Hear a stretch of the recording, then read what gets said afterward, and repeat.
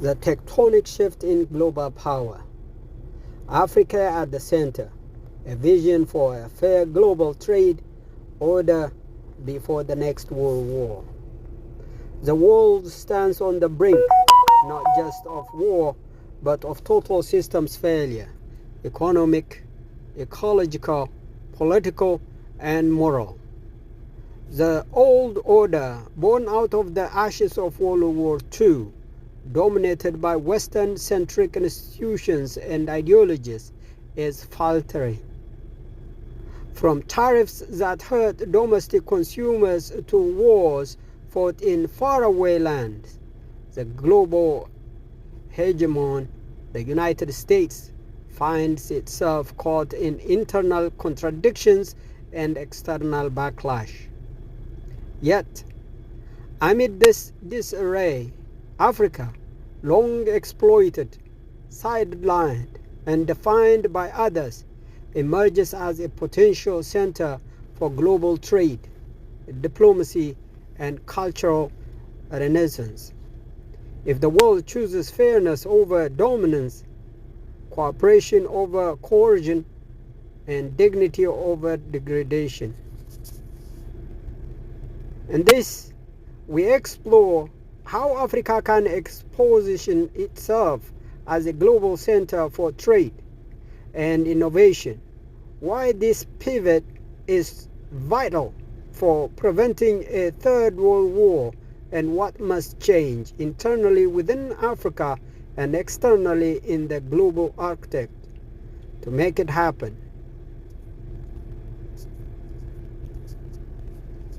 Strategic infrastructure and modular governance. Africa's path to unity and development. Africa's future hinges not only on investments but on international strategic development rooted in its realities. The continent is home to over 1.4 billion people and more than 3,000 ethnic groups, diverse in language, culture, and governance traditions. A centralized system modeled on Western nation states does not suit this diversity.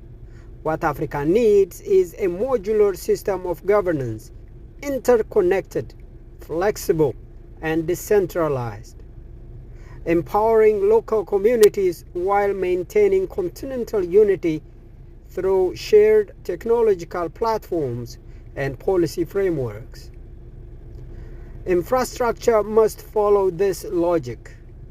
Roads, railways, digital networks, industrial parks, energy grids, and education hubs should not be imposed top-down, but built from the ground up, connecting people, respecting identities, and integrating markets in a way that reflects Africa's complexity. The United States, if it shifts its lens from military presence and extraction-based relations to infrastructure and industrial development, will find Africa not just a market but a lasting ally.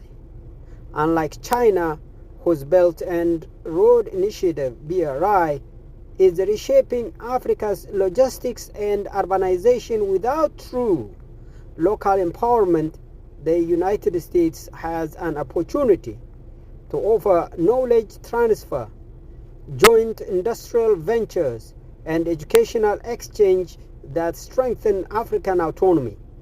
But that means going against the trend of corporate greed and geopolitical gamesmanship. China learned from the US and Europe, leveraging knowledge transfer and intellectual property access to rise from poverty to industrial power. Now in Africa, both China and West seem to deny the same opportunity, fearing competition. But the truth is, an Africa that is educated, industrialized, and united will not be a threat. It will be a stabilizing force. Without knowledge transfer, deals on resources and labor become nothing more than neocolonialism in disguise.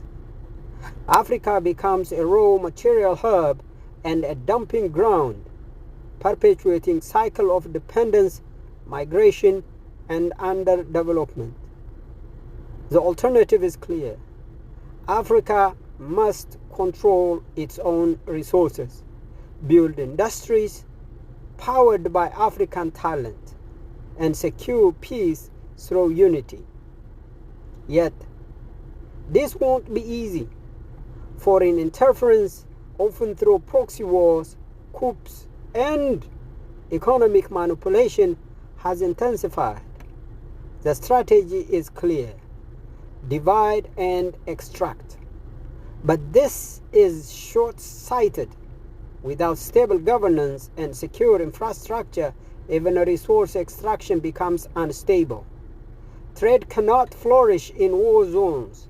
Logistics fail when ports are bombed, highways are blocked, or cyber systems are hacked by foreign hands.